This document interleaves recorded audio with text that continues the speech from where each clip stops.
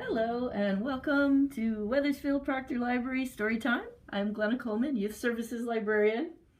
And this is our library bear. And he's feeling very lonely at the moment. So I decided that today we would read stories about animals just for him. And all of these stories are about animals who are in a pickle. They get in some sort of trouble. The first story I have for you is called The Cat Who Wore a Pot on Her Head. This is by Jan Slepian and Ann Seidler, and it's illustrated by Richard E. Martin. And here is the cat, you can see, with the pot on her head. As you might imagine, wearing a pot on your head might get you into some sort of trouble.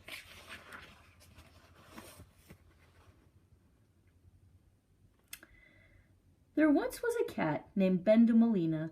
She lived in a house on Cat Street, where cats and kittens lived all together. Brothers and sisters, cousins and friends were in and out and all about. What a noisy place it was. One day, when Betina was playing, she found a shiny pot. She put it on her head.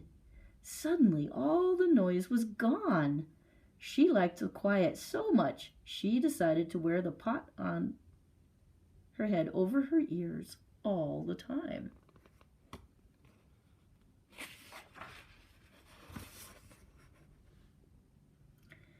The same day, Mother Cat said to Betina and her 9 little brothers and sisters, "I have to take care of a sick friend this afternoon. But oh dear, how am I going to clean the house and cook your supper too?" "Don't worry," said her kittens. "When you come home, supper will be ready and the house all clean. We'll take care of everything."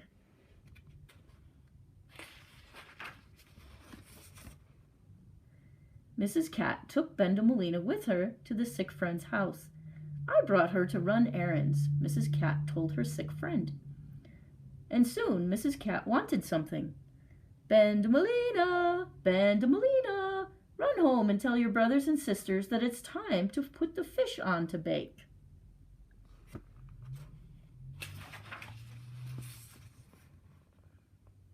Well, that doesn't look like fish baking to me. Let's read and find out what's going on. Betina didn't hear what her mother had said. Her ears were still under the pot. Everything she heard was all mixed up. Did she say to put the smish on to fake, or to put the bish in the lake? Betina wondered as she ran home. Oh, she must have said to put soap in the cake. "Mama wants you to put soap in the cake," she told her brothers and sisters. All the kittens wanted to please Mother, so they put soap in the cake. Oh my goodness. Almost as soon as Betina got back to her mother, Mrs. Cat said, Betina, I forgot to tell the children to put the soup on to heat. Run home and tell them to put the soup on to heat." Again, Betina didn't hear very well because of the pot. Put the boop on the beep, mop the moop on the feet. Oh, she must have said to iron the meat.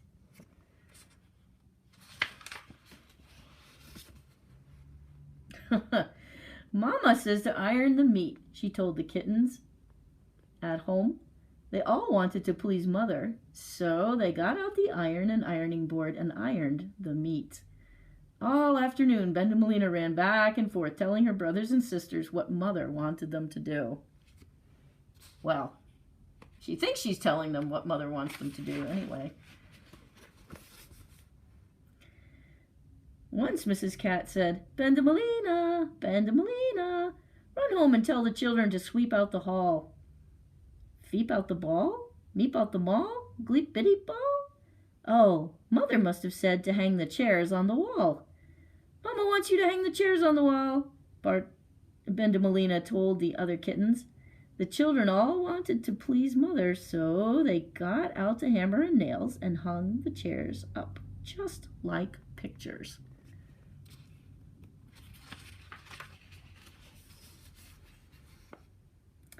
Soon all the neighbors gathered around the house to watch. There were so many watching that Bendemelina had to crawl between their legs to get back to her mother. Once again, Bendemelina's mother had a message for the children. Tell them to be sure to leave the key in the lock. Remember, leave the key in the lock.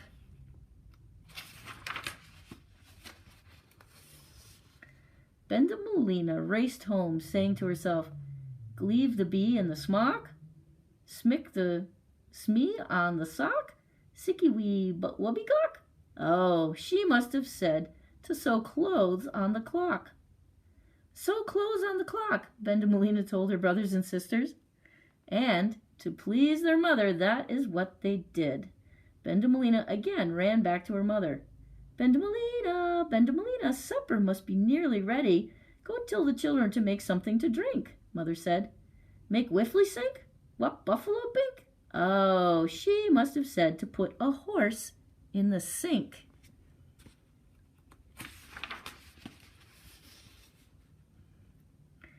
When Bendemelina told her brothers and sisters what Mother had said, they asked Mr. Horse, who lived down the street, if he would stand in the sink just to please their mother. By this time, animals had come from all over town to see for themselves what was happening at Mrs. Cat's house. There were big animals and small animals and in-between size animals.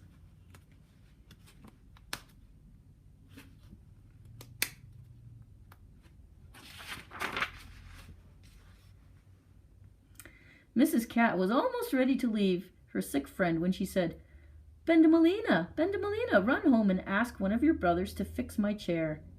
Up in the air, sticky pear, purple hair? By the time Bendemelina got home, she decided her mother had said, "Ask in a bear." And to please Mother, the kittens asked in a big, friendly bear from the crowd.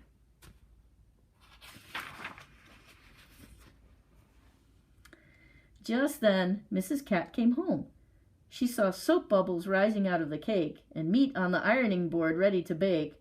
She saw chairs on the wall and a bear in the hall. She saw the clock dressed in pink and a horse in the sink. And then, under her chin, the kittens marched in. "What is the meaning of this?" Mrs. Cat cried. "Surprise! Surprise!" said the kittens. They thought they had pleased their mother. They thought they had done just what she wanted. "We all did our best," they called out. But Bendemelina was still mixed up. "Asking the rest?" she said to herself. Bendemelina threw open the door and called, "Everyone come in!"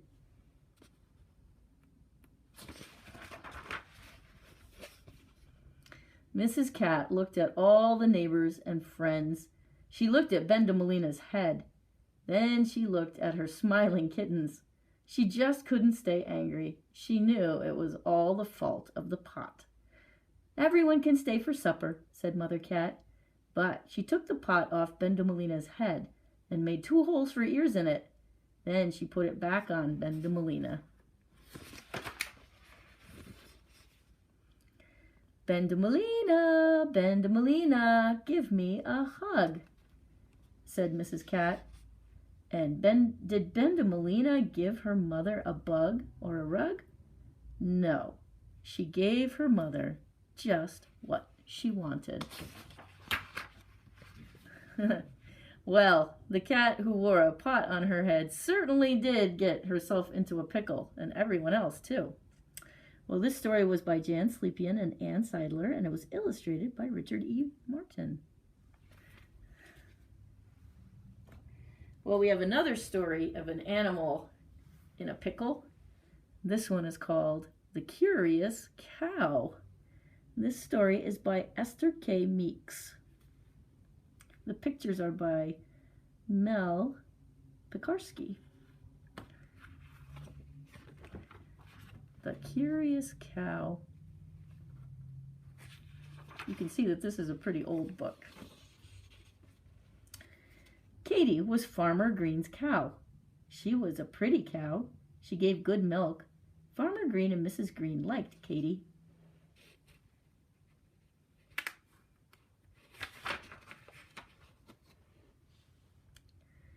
Katie was a good cow. She stood still while Farmer Green milked her. She never hurt anyone. Katie was a good cow in every way but one. Katy was too curious. I suppose curiosity could land you in a pickle once in a while. She always wanted to find out about the grass in the neighbor's field. It looked greener. Was it better grass? Katy wanted to know. She saw a place to go through the fence.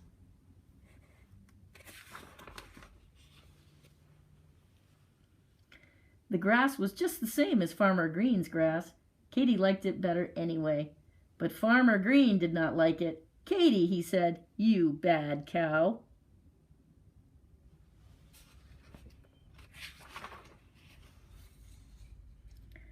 Another day, Katy saw a garden gate open. She could see pretty green plants in the garden. Were they as good to eat as they looked? Katy wanted to know.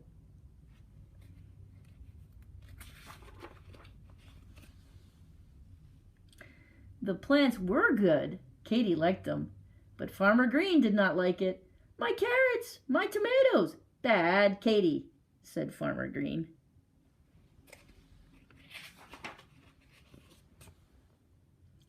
One day, Katy saw something white flying over the fence. Was it good to eat? Katy wanted to know. She tried to eat the white things. She tried all of them. Katy did not like them.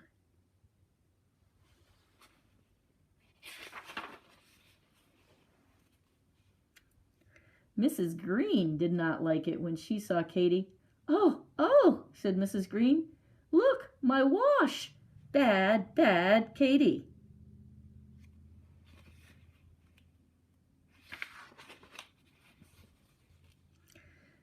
But Katy was good most of the time. She was bad only when she was curious. Farmer Green and Mrs. Green still liked Katy.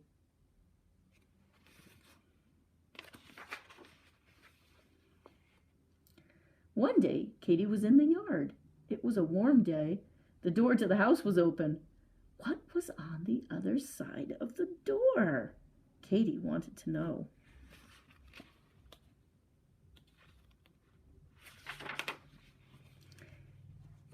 Katy went up the steps. The door was just big enough for Katy to get through. Katy was in the kitchen.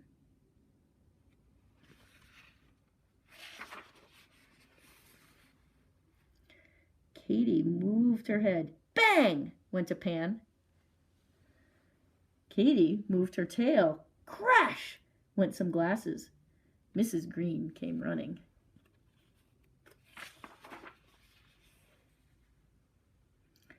"Help! Help!" said Mrs. Green. "Katy is in the kitchen."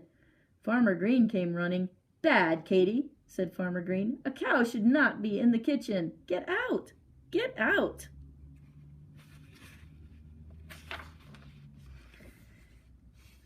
Farmer Green led Katy through the doorway. He tried to lead her down the steps, but Katy just looked at him with her big, sad eyes. Katy seemed to say, "I can go up the steps, but I cannot go down the steps."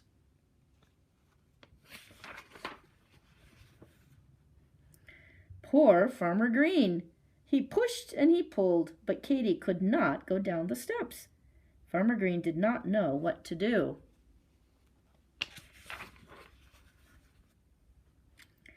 Then he had an idea. He put big boards on the steps. He led Katy to the boards. Katy could go down the boards. "Good, Katy," Farmer Green said, "but please stay out of the kitchen."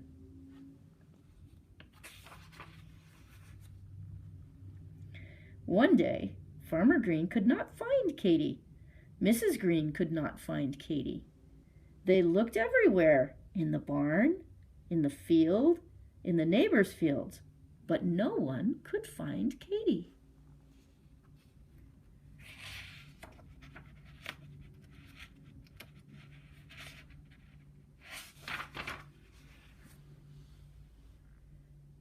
Then Farmer Green heard the dog bark. He followed the dog. He heard something. "Moo, moo." It was Katy. "Moo, moo." But where was she? Farmer Green looked. There was Katy. She was in a big hole. Katy could not get out. Farmer Green she was sad, and Farmer Green was sad too. He did not know how to get Katy out. The neighbors came. They tried to put a rope around Katy and pull her out. That did not help. They tried to dig Katy out, but the dirt was too soft.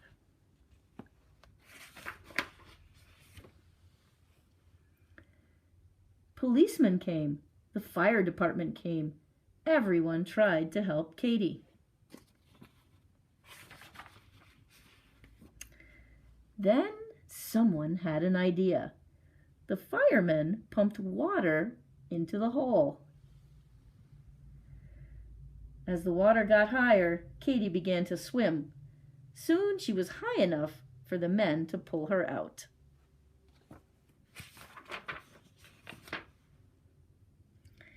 After that, Katy was not so curious. She stayed where she belonged and was always good Katy. There's a note here from the author. Dear boys and girls, curiosity may be bad for cows, but most of the time curiosity is good for people. Curiosity makes us want to read and find out about things. Curiosity helps scientists to make discoveries. How do you think curiosity can help you? Sincerely, Esther K. Meeks. Well, I'm glad she added that note, because curiosity is usually a good thing for people. But it certainly did get Katy into some pickles in this story, didn't it? Well, this was The Curious Cow by Esther K. Meeks, pictures by Mel Pekarsky. We have one more story about an animal that gets in a pickle, and this was called The Puppy Who Went to School, written by Gail Herman and illustrated by Betina Ogden.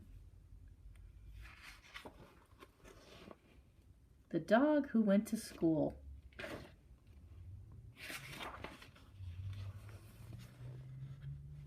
Wags was Ben's puppy.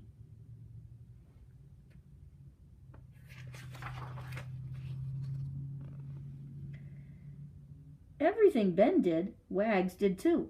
He went swimming and did the dog paddle. He had lunch when Ben had lunch. He even went to baseball games where he had his own special seat. They went everywhere together. Ooh, it looks like it's summer.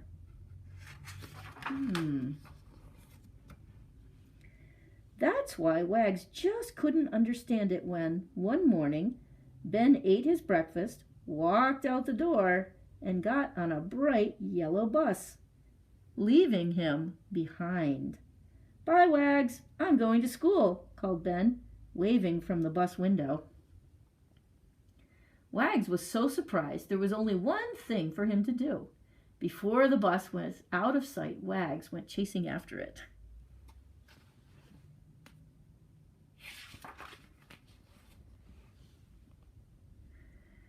By the time this bus stopped and Wags caught up with it, all the children had gotten off and gone into school. Wags bounded up the steps behind them. Woof, woof, he barked. Inside, down a long hallway, he saw a pair of sneakers. Was that Ben?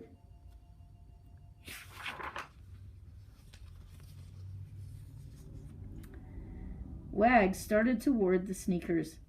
Suddenly he heard a bell. Bring!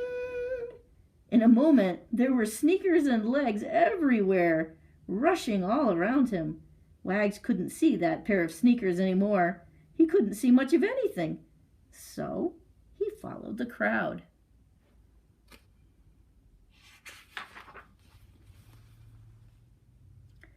The bell rang again. Ring! All the children hurried into their classrooms. Wags went into a classroom too. Maybe Ben was there. A group of children were sitting on the floor in a circle. Good morning, children, the teacher was saying. Let's go around the circle and tell our names. I'm Beth, said a girl with pigtails. "I'm John," said a boy with freckles. "Woof, woof," said Wags.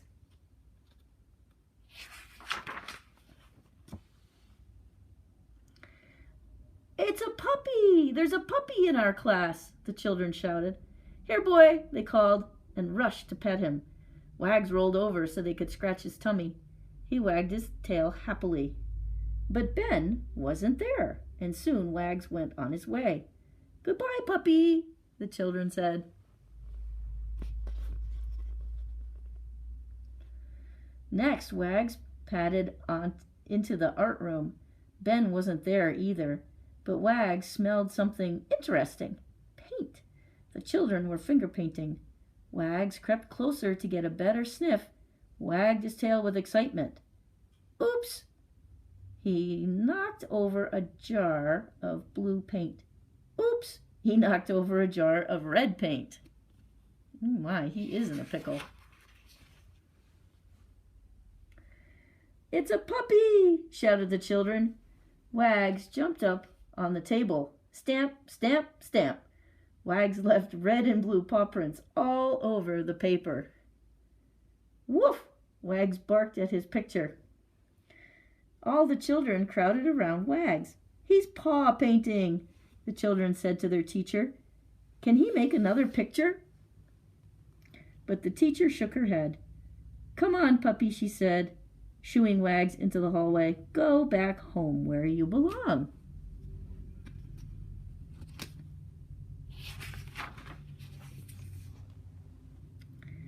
But Wags couldn't go home yet. He ran through the school searching for Ben. "No running in the halls, please," called the principal as Wags skidded past her door. Then Wags noticed a water fountain. All that running had made him thirsty. He needed a drink. "Here, doggy, I'll help you," said a girl who was in the hallway. She lifted Wags up to the fountain and pressed the button. Whoosh! The water spouted up and Wags lapped at it happily. Just then the principal poked her head around the corner. "I thought that was a dog," she said.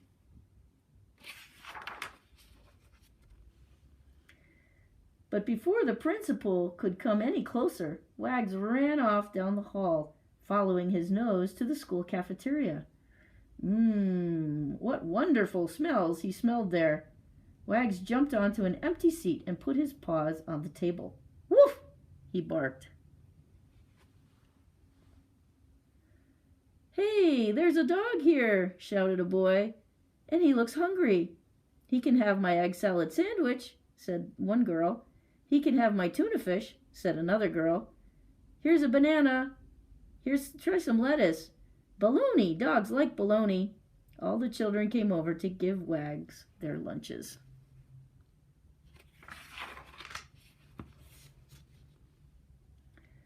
Suddenly, the principal rushed in. "Is that dog still in school?" she asked. The children reached for Wags, but Wags jumped through their outstretched arms, around the leftover food, and smack into a stack of trays. Whoops! Everything clattered to the floor with a great bang. "Catch him!" cried the principal. "Catch that dog!"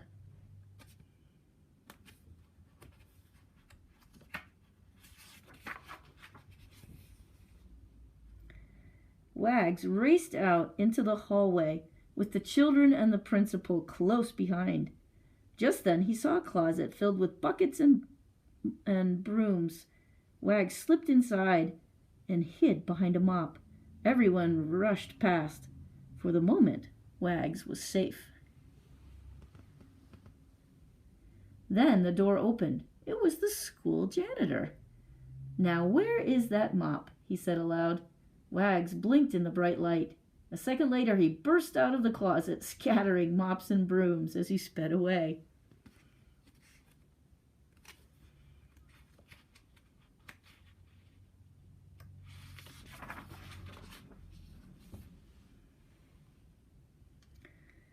"There he is!" shouted a boy, and soon Wags was surrounded.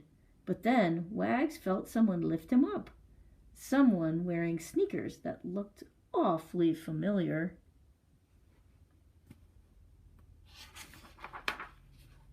It was Ben. Wags, what are you doing in school? Cried Ben, hugging him close. Woof, woof, said Wags. The principal let Ben take Wags back to his classroom for the rest of the day, and before anyone knew it, it was time to go home. After everyone said goodbye, the principal walked Ben and Wags to the bus stop. There's one extra passenger today, she told the driver.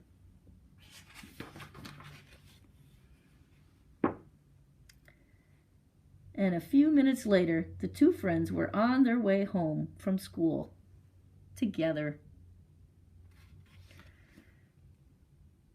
Well, the puppy who went to school certainly did get in a pickle, didn't he? This story about Wags was written by Gail Herman and illustrated by Betina Ogden. Well, I hope you enjoyed our 3 stories about animals in a pickle. Library Bear misses everybody, and we hope to see you back at the library soon. This was Glenna Coleman, the Weathersfield Proctor Library, and we'll see you at our next story time.